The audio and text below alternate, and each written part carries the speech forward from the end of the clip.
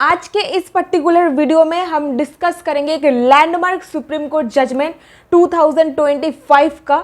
ये जजमेंट एक ऐसा केस है जो हर एक इंसान जिनके पास प्रॉपर्टी है और फिर वो इंसान जो प्लानिंग कर रहा है कि मुझे प्रॉपर्टी खरीदना है, उनको ये जजमेंट पता होना चाहिए।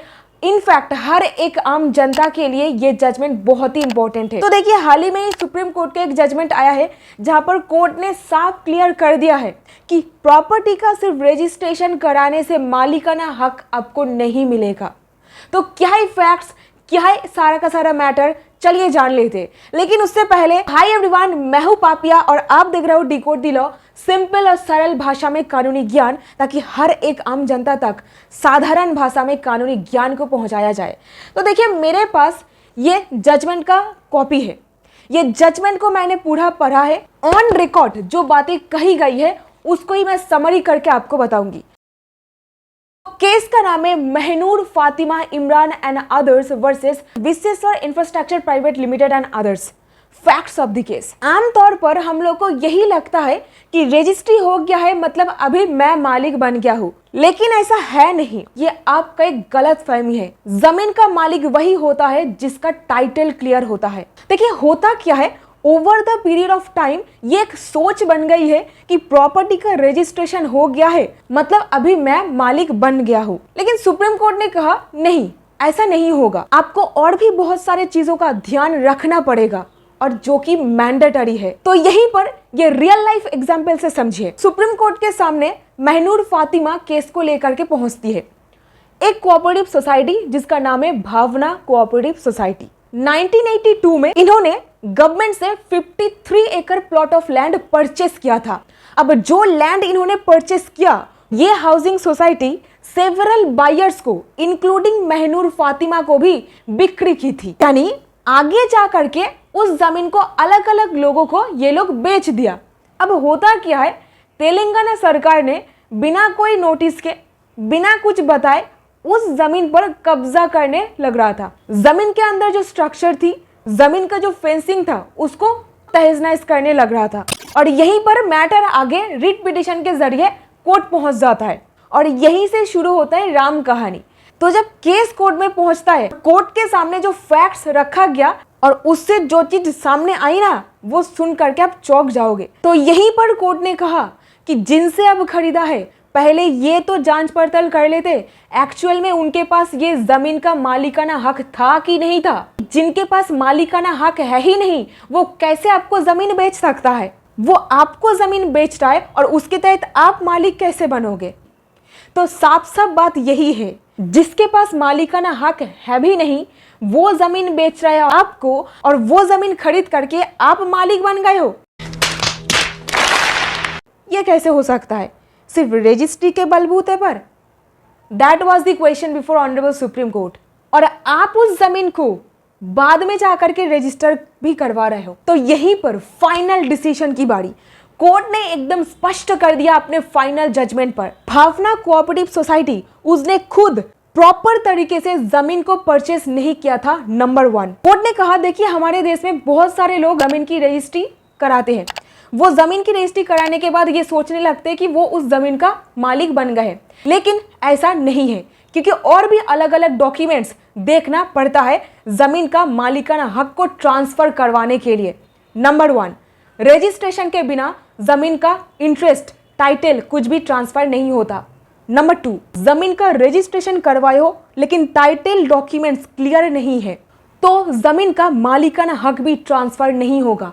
प्रॉपर्टी का रजिस्ट्रेशन एंड प्रॉपर्टी का ओनरशिप, ये दोनों चीज में अंतर है। और यहीं पर कोर्ट ने खुद व्याख्या दिया कि जिन्होंने 1982 में सरकार से प्रॉपर्टी खरीदने का दावा कर रहा था, वो किस तरीके से प्रॉपर्टी खरीदा है मालूम है? एक एग्रीमेंट टू सेल के जरिए। और एग्रीमेंट टू सेल के जरिए कोई भी मालिक नहीं बन सकता, और जिसको कभी भी आगे चल करके रजिस्टर कराया ही नहीं गया था। अभी दोस्त जरा ध्यान से सुनिए, किसी भी जमीन को खरीदने का पहला स्टेप होता है अग्रीमेंट टू सेल बनाना। ये आप बना रहे हो मतलब अब मालिक नहीं बन गए हो। इसको एक कच्चा डॉक्यूमेंट बोला जाता है और इस कच्चा डॉक्यूमेंट को पक्का बनाने के लिए आपको बनाना पड़ेगा सेल डीड।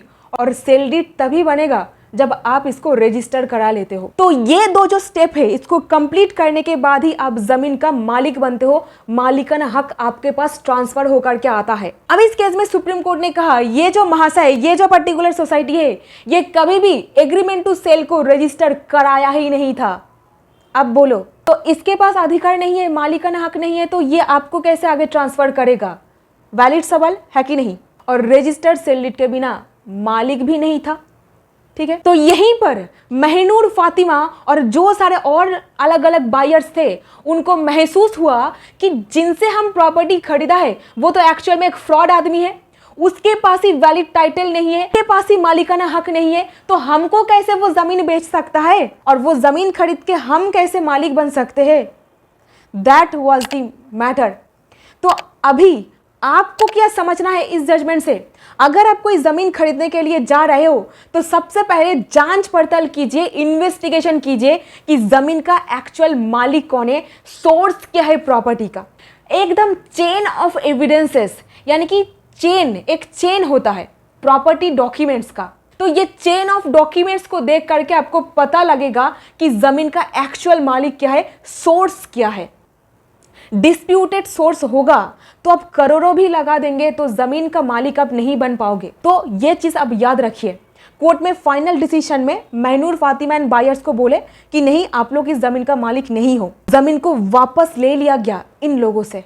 तो यहीं पर जस्ट सजेशन और समरी में आपके लिए, सबसे पहले पता कीजिए जो सेलर आपको संपत्ति बेचने के लिए आ रहा है उसके पास एक्चुअल लीगल राइट है, उसके पास मालिकाना हक है भी या फिर नहीं।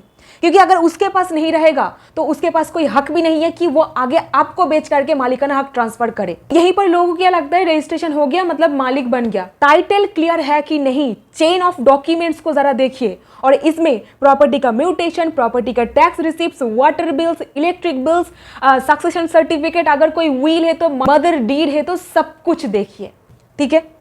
नहीं तो सिविल कोर्ट में केस लड़ते लड़ते जिंदगी की 40-50 साल यूं गुजर जाएगा। मालिकाना हक टाइटल क्लियर करने में, टाइटल प्रूफ करने में बहुत ज्यादा आपको सावधानी बरतनी पड़ेगी। टाइटल इन्वेस्टिगेशन करने के वक्त प्रॉपर्टी खरीदने से 4 महीने के अंदर अंदर उस प्रॉपर्टी का रजिस्ट्रेशन कराना होता है। फिर चेक कीजिए प्रॉपर्टी का पोजेशन किसके पास है, कब्जा किसके पास है। तीसरी बात, जिनसे आप प्रॉपर्टी खरीदने के लिए जा रहे हो उसने किसी से प्रॉपर्टी खरीदा है या फिर वो इनहेरिट किया है। अगर उसने भी खरीद करके आपको बेच रहा है तो उसके पहले वाले ओनर के पास जमीन का टाइटल सही से था या नहीं था, तब उसने प्रॉपर लीगल प्रोसीजर फॉलो की थी या फिर नहीं, ये आपको देखना है। इसीलिए मैं चेन ऑफ डॉक्यूमेंट्स बोल रही हूँ, बार बार बोल रही हूँ कि चेन ऑफ डॉक्यूमेंट्स आपको देखना है। तो एकदम निष्कर्ष में, जब भावना हाउसिंग कोऑपरेटिव सोसाइटी सरकार से जमीन खरीदी थी तो जब वो सरकार से खरीद रहा था क्या proper step, proper legal procedure follow करके खरीदा था? The answer is big no. Final order में जमीन उन लोगों को नहीं मिला। कोर्ट ने कहा जमीन सरकार का था और सरकार का ही रहेगा। यह पर्टिकुलर जजमेंट एक वेकअप कॉल है।